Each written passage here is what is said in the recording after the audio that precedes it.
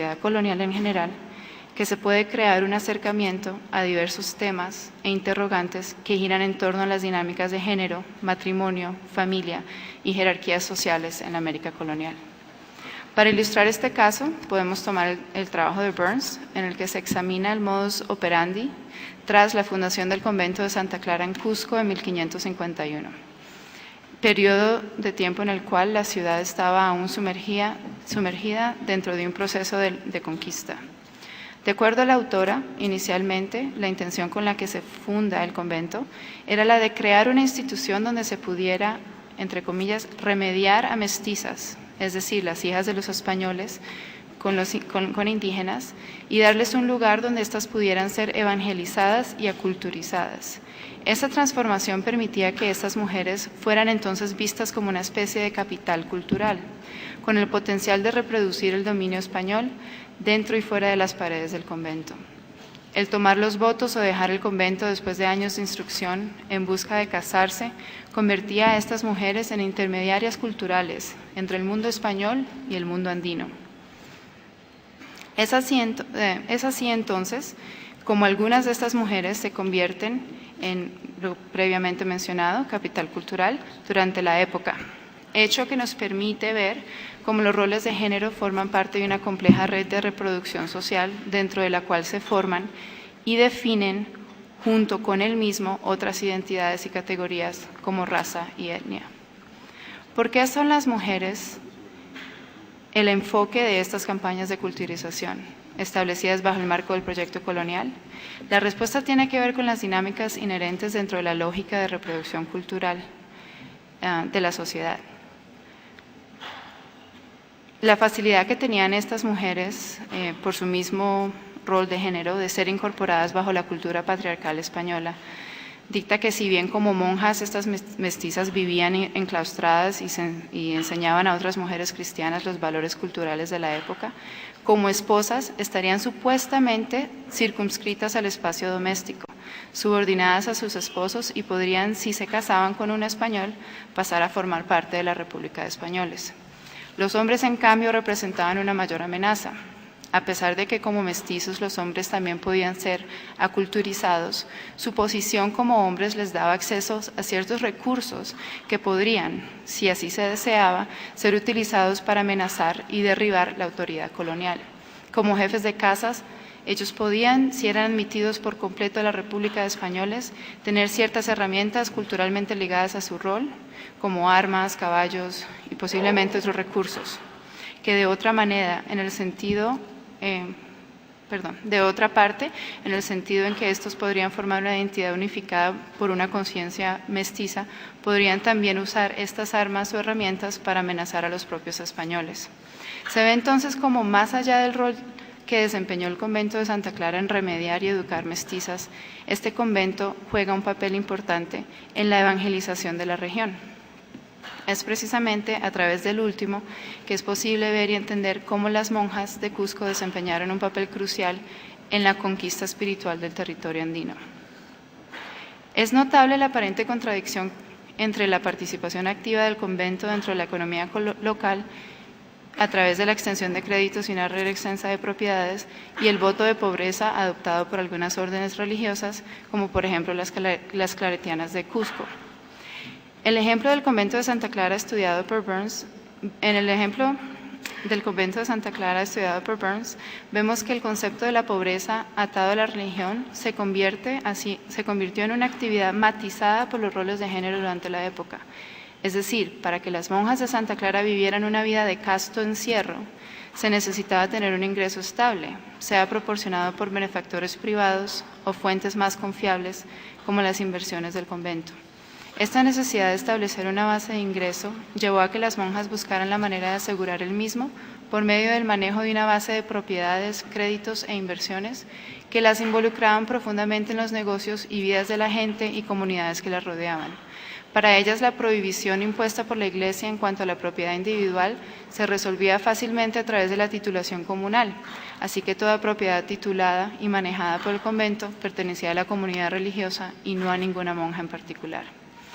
Es así como para las claretianas de Cusco, una de las formas en las que ellas logran amasar una fortuna considerable y asegurar un ingreso seguro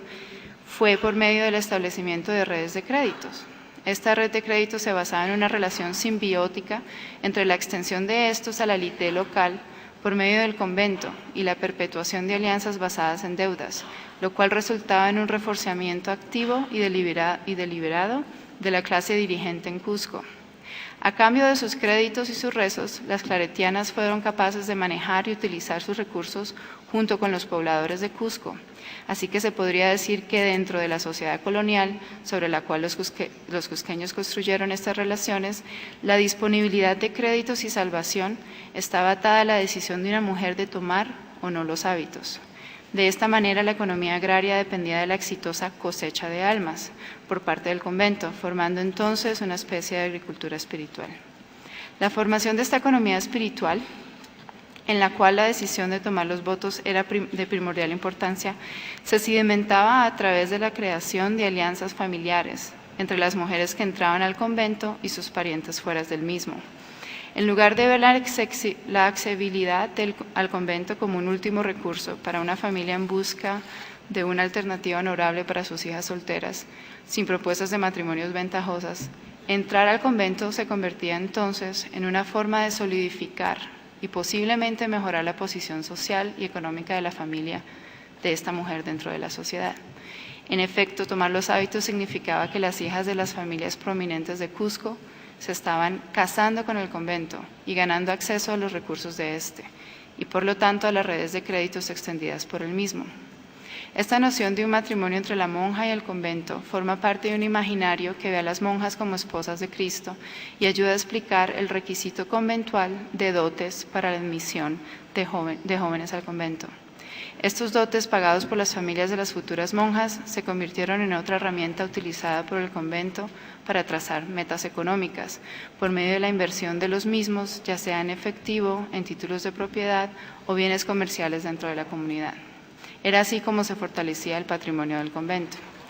En el caso de Cusco y la zona andina, hacia finales del siglo XVIII y principios del XIX, esta economía espiritual basada en el beneficio mutuo entre el mundo sagrado de los conventos y el mundo secular de lo material. Se ve impactada por las reformas borbónicas y el ciclo de resurrección indígena en la zona andina. Las reformas y la gran rebelión de Tupac Amaru delimitaron la economía espiritual, cambiando de manera radical la forma en la que, por ejemplo, los cusqueños percibían los conventos durante el siglo XIX. Viejas alianzas entre el convento y las familias tradicionales de la zona cambiaron una vez un sector importante de familias abandonan a Cusco en busca de mejores oportunidades comerciales hacia otros centros urbanos en crecimiento.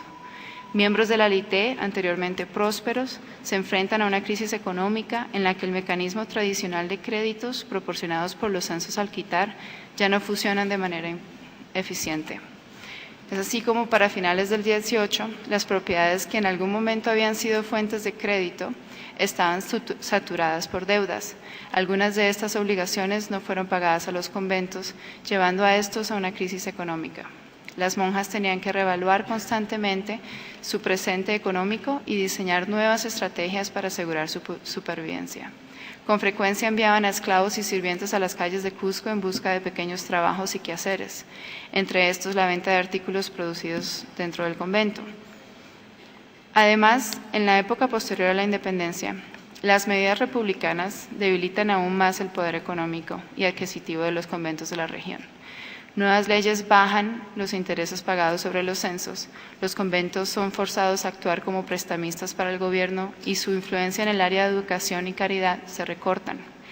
Todas estas medidas, combinadas con la incapacidad de los conventos para asegurar un ingreso seguro, lleva a un regreso a un modus vivendi comunal y recluido. Es por eso que en el siglo XIX, cuando se describen los conventos, se dicen que las mujeres viven enclaustradas y es en realidad, digamos, mucho más aislado de lo que era en la época colonial. Durante el siglo XIX, la caída de la economía espiritual, que alguna vez le había dado a las monjas de Cusco un importante papel dentro de la sociedad colonial, lleva al encierro de estas dentro de un mundo plasmado por la interioridad del convento. Por eso, las monjas de Cusco buscan entonces estar en este mundo pero no pertenecer a él. La ponencia original es bastante larga, pero pues yo creo que estos dos puntos nos permiten ver cómo se interactúan las normas culturales con los mecanismos institucionales. Y de forma de conclusión bastante breve, como lo mencionó el profesor Pierre Bruchot en su ponencia, si bien el colonialismo y la denominación colonial se puede considerar como un mecanismo que intenta imponer un debe ser a la sociedad,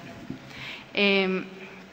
la práctica, la sociedad de América colonial y los actores que la componían crean una realidad social bastante compleja, que si bien a veces coincide en la práctica con las normas culturales y los mandatos impuestos desde las instituciones, también se encargan de crear espacios de negociación en los que se reta y se contradicen muchos de estos ideales impuestos. Muchas gracias.